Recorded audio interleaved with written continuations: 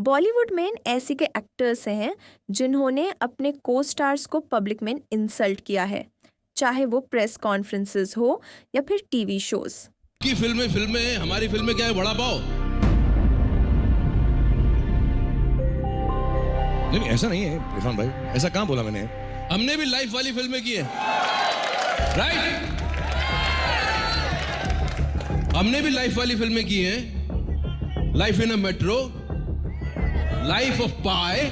Fantastic, life of Pi. आप ऊपर आए ना भाई, आप क्यों गुस्सा हो रहे हैं? आप इधर आए, गुस्सा मत हो। नहीं मैं ऊपर क्या करूंगा? नहीं आप ही संभालिए ऊपर। नहीं, कितना अच्छा पहना हुआ है सब कपड़ा। ना आइए प्लीज, आइए 2 मिनट ऊपर आए प्लीज। ऊपर आके बात कर लेंगे। हाँ ऊपर आए। एनीवे, आज हम बात करेंगे उन 7 एक्टर्स की जिन्होंने अपने फेलो एक्टर्स को ओपनली इंसल्ट किया, क्रिएटिंग मैसिव कंट्रोवर्सीज। नंबर 7 पे है बॉलीवुड का दबंग सलमान खान और सोलफुल सिंगर अरिजीत सिंह का कोल्ड वॉर। 2014 के एक अवार्ड शो के दौरान अरिजीत ने सलमान को थोड़ा ऑफेंड कर दिया जब उन्होंने कैजुअली बोला, आप लोगों ने सुला दिया था। सलमान इससे हर्ट हुए और तब से उन्होंने अरिजीत के गाने अपनी फिल्म से निकलवा दिए। अरिजीत ने मल्टीपल बार माफी मांगी, लेकिन सलमान ने उससे आज तक माफ नहीं किया। करीना कपूर और बाईपाशा बसु के बीच का वॉर तब शुरू हुआ जब अजनबी फिल्म की शूटिंग के दौरान करीना ने बिपाशा को पब्लिकली काली बिल्ली बुलाया। इस इंसल्ट के बाद दोनों एक्ट्रेसेस ने एक दूसरे के साथ ओपनली काफी हर्श वर्ड्स एक्सचेंज किए और अब तक उनकी दोस्ती नहीं हो पाई। बॉलीवुड के 2 बड़े सुपरस्टार्स शाहरुख खान और आमिर खान कभी एक दूसरे को डायरेक्ट तरीके से इंसल्ट नहीं करते। क्या बोला शाहरुख हमने ने सुना कहा नहीं। था कि किसी और के सामने मत कहना कि ये टैलेंट है। किसी और के सामने।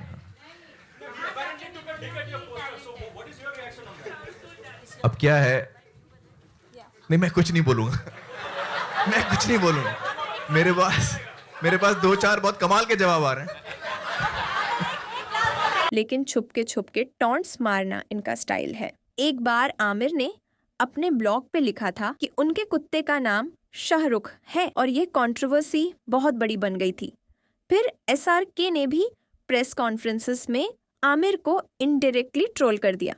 Unfortunately, I don't have anything written like Amir here, but I can take this off. You know, the guys who sell other watches, they have to write stuff here.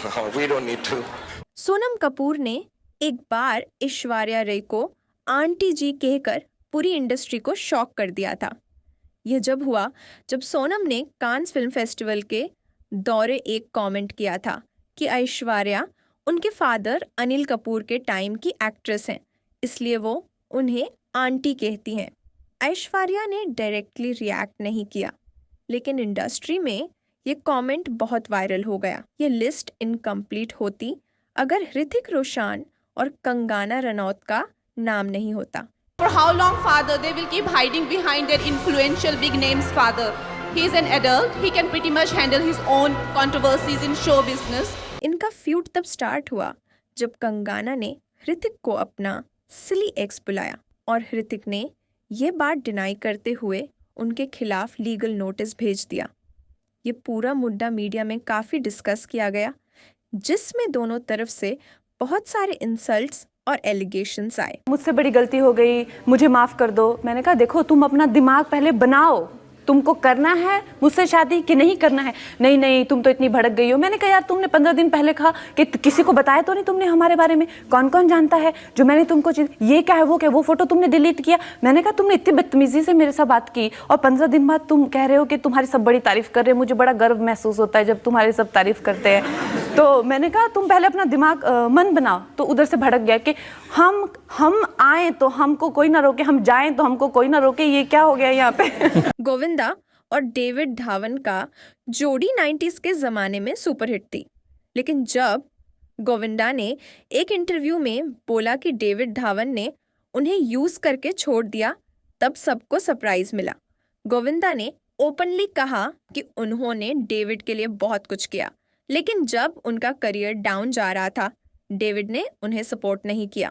अब ये क्या अपेक्षा कर रहे हैं मुझे नहीं पता, परंतु जिस वक्त मैं उनके साथ 17 पिक्चर कंप्लीट कर चुका था, मैं उनको सब्जेक्ट सुनाया चश्मे बद्दूर का, तो उन्होंने वो ऋषि कपूर के साथ शुरू कर दी, और जिस वक्त वो शूटिंग हो रही थी तो मैं उनको फ़ोन पे डांट लगाने के लिए फ़ोन लगाया तो वो कहते तू सुन तो सही मैं कैसे बना रहा हूँ, क्या कर रहा हूँ।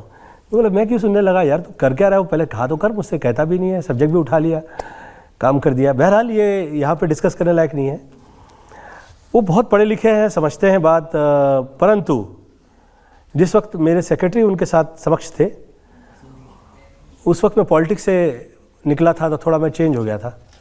तो मैं कहा ये जो कह रहा होगा तुम उस वक्त फ़ोन ऑन रखना, मैं सुनना चाहूँगा ये कहता क्या है।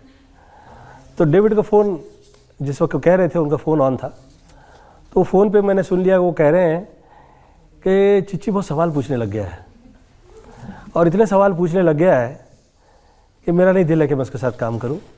उसे कहो जो छोटा मोटा रोल कहीं मिल जाए तो कर ले। अब ये बात उसकी जो मुझे इतनी दिल पे लग गई कि मैंने सोचा कि मैं अभी आगे इसके साथ, फिर मैंने सोचा मैं इससे 4-5 महीने बात ही नहीं की उससे। मैं 4-5 महीने बाद मैंने फिर उसको फ़ोन लगाया। मैं कहा कि चलो थोड़ा सा हम लोग गेस्ट अपीयरेंस करते हैं, जो तुम्हारे दिल की इच्छा है ना उसे भी पूरा करते हैं। थोड़ा सेकंड का मैं शॉट आके दे के चला जाता हूँ, तुम जहाँ शूटिंग कर रहे हो। फिर उसका फ़ोन नहीं आया। और फाइनली सबसे बड़ी पब्लिक इंसल्ट हुई थी सलमान खान और विवेक ओबरॉय के बीच। विवेक ने एक प्रेस कॉन्फ्रेंस बुलाई थी जिसमें उन्होंने सलमान खान पर इल्ज़ाम लगाया था कि उन्होंने विवेक को फ़ोन कॉल्स करके धमकाया। ऑन माय फ़ोन, उन्होंने मुझे मेरे मोबाइल पे फ़ोन किया डायरेक्टली, और मैंने फ़ोन उठाया, मुझसे बात करने लगे। शुरुआत में ही जब उन्होंने बात की तो मुझे लगा कि उन्होंने खूब शराब पी रखी थी, शराब के नशे में धुत थे।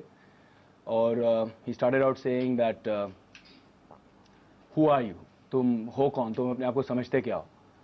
तो पहले तो मुझे समझ में नहीं आया कि क्या बात है, क्या किस रीज़न की वजह से ये सब हो रहा है। तूने अपने आप को समझ क्या रखा है, बड़ी बदतमीज़ी से। सबसे पहले ये कहना चाहूँगा कि उनकी ज़बान जो है इतनी बदतमीज़ है, इतनी वाहियात है, इतनी बुरी तरह से बात करते हैं कि बहुत शर्म आई। उन्होंने शुरू किया कि तुम अपने आप को समझते क्या हो, तुम मेरी तरह बुरे इंसान हो। बहुत ज़्यादा ऐसी बातें हुई हैं। अगर आप लोगों ने कभी सलमान से पहले बात की है, और स्पेशली अगर शराब के नशे में बात की हो, तो आप जानते होंगे कि वो जब बात करते हैं तो आधा तो आप समझ नहीं पाते हैं कि ये क्या बोल रहा है आदमी, कुछ ठीक से समझ में नहीं आ रहा। उन्हें कहा कि तुम मेरी तरह हो, you are just like me, you are a bad guy just like me. So मैंने उनसे कहने की कोशिश की, देखो Salman, don't compare you and me. तुम्हें कोई बात करनी है तो बात करो, मैं तुम्हारी तरह नहीं हूँ। तुम में और मुझ में बहुत फ़र्क है। मुझे मालूम है कि औरतों की इज़्ज़त कैसे की जाती है, मुझे मालूम है कि लोगों की इज़्ज़त कैसे की जाती है, मुझे मालूम है कि बुरी ज़बान और बुरे एटीट्यूड से पेश नहीं आना चाहिए। और मैं बहुत अलग किस्म का इंसान हूँ, जहाँ पे I help people and I have a different outlook towards life rather than threatening and abusing and bullying people.